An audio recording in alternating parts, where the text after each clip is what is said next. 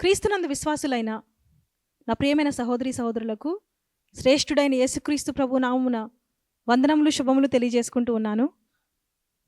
దేవుడు మిమ్మల్ని దీవించునుగాక. ఈరోజు మీరు అనేక సార్లు ఎన్నోసార్లు విన్న ఒక ప్రశ్నను మిమ్మల్ని నేను అడగబోతూ ఉన్నాను. అదేంటంటే, మీరు సంతోషంగా ఉన్నారా? మీరు నిజంగా సంతోషంగా ఉన్నారా, లేక సంతోషంగా ఉన్నామని మీరు అనుకుంటూ ఉన్నారా? ఒకసారి సామెతల గ్రంథము 14వ అధ్యాయము 13వ వచనం చూద్దాం. ఒకడు నవ్వుచుండినను హృదయమున దుఃఖముండవచ్చును. ఒక వ్యక్తి పైకి చిరునవ్వు కలిగి ఉన్నప్పటికీ, నవ్వుతూ ఉన్నప్పటికీ హృదయంలో ఎంతో దుఃఖము బాధ దాచుకుని ఉండవచ్చని రాయబడి ఉన్నది. మనం చూస్తూ ఉంటాం, చాలామంది పైకి నవ్వుతూ ఉంటారు, చిరునవ్వు కలిగి ఉంటారు, కానీ హృదయంలో ఏదో దుఃఖం కలిగి బాధ కలిగి దాచుకొని వేదనతో నింపబడి ఉంటారు. సామెతల గ్రంథము 15వ అధ్యాయము 13వ వచనంలో మానవునికి సంతోషం ఎంత అవసరమైనదో తెలియజేయబడి ఉంది. ఒకసారి ఆ వచనం చూద్దాం. సంతోష హృదయము ముఖమునకు తేటనిచ్చును, మనోదుఃఖము వలన ఆత్మ నలిగిపోవును. ఒక వ్యక్తి చిరునవ్వుతో ఉన్నప్పుడు అది సంతోషంగా ఎంచబడదు, కానీ నిజమైన సంతోషం హృదయంలో కలుగుతుంది అని వాక్యం సెలవిస్తుంది. ఈ వచనంలో హృదయంలో ఉన్న సంతోషము ముఖమునకు తేటనిస్తే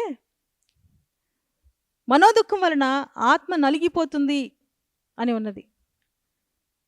శరీరము మనస్సు ఒక దాని ద్వారా మరొకటి ప్రభావితం అవుతూ ఉంటాయి. దుఃఖము శరీర బలం తీసివేస్తుంది. దుఃఖము శరీరాన్ని బలహీనపరుస్తుంది. దుఃఖం వలన ఆత్మ నలిగిపోతుంది. నిరుత్సాహపడుతూ ఉంటారు, నిరాశ చెందుతూ ఉంటారు. ఈ లోకంలో ఎన్నో ఆకర్షణీయమైనవి, అందమైనవి ఉన్నప్పటికీ కూడా, వాటి వలన మనుషుడు ఎంత సంతోషించినప్పటికీ కూడా అది నిజమైన సంతోషముగా ఎంచబడదు. కానీ దేవుని కనుగొన్నప్పుడే మానవునికి నిజమైన సంతోషం కలుగుతుంది. ఎందుకంటే మన హృదయం యొక్క ఆకలి దప్పులు మనల్ని కలుగు చేసిన దేవుని వలనే తీర్చబడతాయి. 16వ కీర్తన 11వ వచనంలో, నీ సన్నిధిని సంపూర్ణ సంతోషము కలదు, నీ కుడి చేతిలో నిత్యము సుఖములు కలవు. ఈ వాక్యంలో ఉన్న సంపూర్ణ సంతోషమును ఎవరు అనుభవించట్లేదు. దేవుని సన్నిధిని ఎవరు రుచి చూడటం లేదు. ఒక వ్యక్తి జబ్బు పడ్డప్పుడు ఏం తిన్నా రుచి తెలియనట్లుగా పాపం చేసేవారు దేవుని సన్నిధికి ఆకర్షింపబడరు.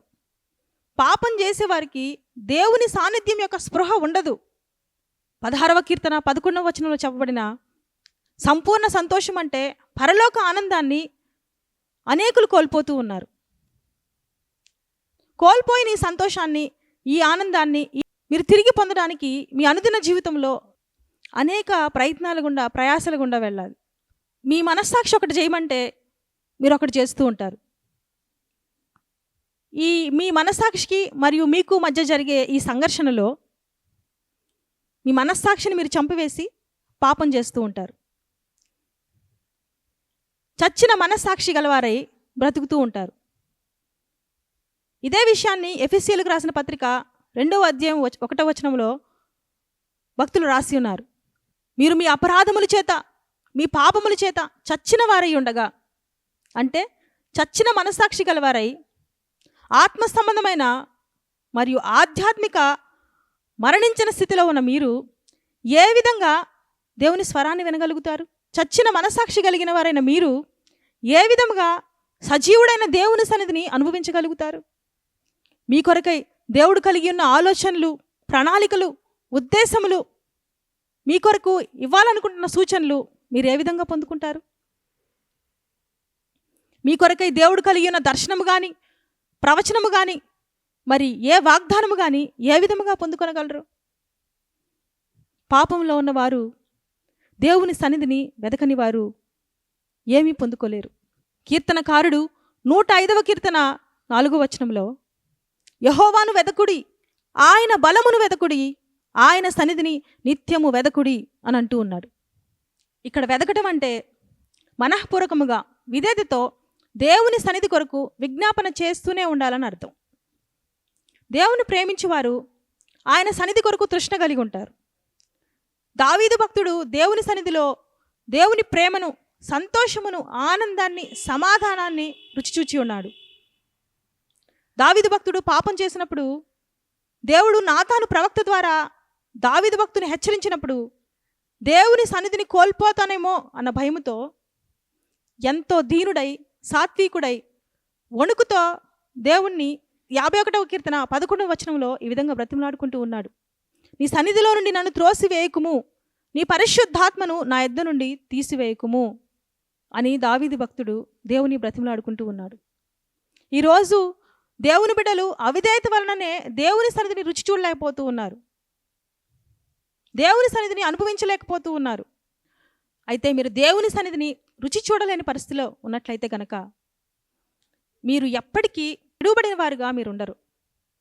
ఒకసారి యెషయా గ్రంథము 54వ అధ్యాయము 7-8 వచనాలు జ్ఞాపకం చేసుకోండి. నిమిష మాత్రము నేను నిన్ను విసర్జించి తిని గొప్ప వాత్సల్యముతో నిన్ను సమకూర్చెదను. మహోద్రేకము కలిగి నిమిష మాత్రము నీకు విముఖుడనైతని నిత్యమైన కృపతో నీకు వాత్సల్యము చూపుదును. కొద్ది సమయం నేను నిన్ను విసర్జించి తిని నీకు విముఖుడనైతిని గాని గొప్ప వాత్సల్యముతో, నిత్యమైన కృపతో నేను నిన్ను సమకూర్చెదను అని దేవుడు వాగ్దానం ఇస్తూ ఉన్నాడు. నీ విమోచకుడుగా యెహోవా సెలవిస్తూ ఉన్నాడు. మీరు దేవుని సన్నిధిని అనుభవించలేని స్థితిలో కృంగిపోయి మీరు హింసింపబడాలని కోరుకునే దేవుడు ఆయన కాదు. కానీ మీ అసలైన స్థితిని, మీరు ఏ స్థితి నుండి పడి ఉన్నారో ఆ స్థితిని, మీ బలహీనతలను ఆయన మీకు బయలుపరచగోరుతూ ఉన్నాడు. యెహెజ్కేలు గ్రంథము 37వ అధ్యాయములో మొదటి 14 వచనాల్లో దేవుని సన్నిధి లేని వారు ఏ విధముగా ఎండిన ఎముకల వలె ఉంటారో రాయబడి ఉన్నది. యెహెజ్కేలు గ్రంథము 37వ అధ్యాయంలో మొదటి 14 వచనాల్లో రాయబడిన ఆ లోయలో ఉన్న ఎండిన ఎముకలు ఇశ్రాయేలీయుల మరియు యూదుల అడుగంటున ఆత్మీయ స్థితిని సూచిస్తూ ఉన్నాయి. ఆ లోయలో ఉన్న ఎముకలకు దేవుడైన యెహోవా తన ప్రవక్త అయిన యెహెజ్కేలుతో ప్రవచింపమని ఆదేశించినప్పుడు ప్రవక్త ఆ లోయలో ఉన్న ఎముకలతో ప్రవచించినప్పుడు అవి జీవము కలిగి పైకి లేచాయి. దేవుని జీవం వలన, దేవుని శక్తి వలన ఇశ్రాయేలీయుల విశ్వాసంలోనికి ఆత్మీయ పునరుద్ధరణ జరిగింది. దేవుని సన్నిధి వలన, దేవుని సన్నిధిలో దేవుని శక్తి వలన మాత్రమే మీ ఆత్మీయ స్థితిలోనికి కూడా పునరుద్ధరణ జరుగుతుంది. ఇది కేవలము వ్యక్తిగత ప్రార్థనా జీవితం ద్వారా సాధ్యమవుతుంది. ప్రతి విశ్వాసి వ్యక్తిగత ప్రార్థనా జీవితం కలిగి ఉండాలి. మోషే వలె వ్యక్తిగత ప్రార్థనా జీవితం. నిర్గమకాండము 34వ అధ్యాయంలో 3వ వచనం ఒకసారి చూడండి. ఏ నరుడును నీతో ఈ కొండకు రాకూడదు, ఏ నరుడును ఈ కొండ మీద ఎక్కడైనాను కనబడకూడదు అని దేవుడైన యెహోవా మోషేతో సెలవిచ్చాను. మోషే ఏ నరుడును లేని కొండపైన దేవుడైన యెహోవాతో వ్యక్తిగతముగా సమయం కలిగి ఉన్నాడు. అదే అధ్యాయంలో చివర 29-30 వచనాల్లో మోషే తన చేతిలో శాసనములు గల 2 పలకలు చేతపట్టుకొని సీనాయి పర్వతం దిగుచుండగా అహరోను మరియు ఇశ్రాయేలీయులు మోషేను చూడగా అతని ముఖచర్మము ప్రకాశించను గనుక అతనిని వారు సమీపింప వెరచిరి అని వాక్యములో ఉన్నది.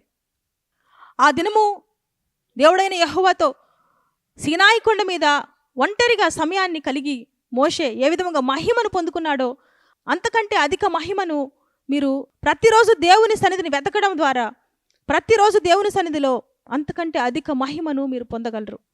చివరిగా నేను ఒక మాటను చెప్పి ముగించాలని ఆశపడుతూ ఉన్నాను.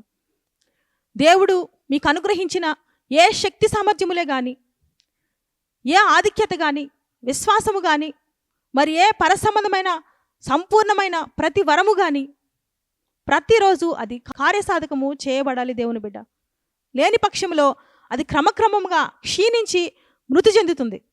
పాప క్షమాపణ పొందుకొని ప్రతిరోజు ప్రార్థనా జీవితం కలిగి ఉండటం వలన, ప్రతిరోజు వాక్యం చదవటం వలన మరలా మీరు పోగొట్టుకున్న సంతోషాన్ని, ఆనందాన్ని ఆయన సన్నిధిలో మీరు పొందుకొనగలరు.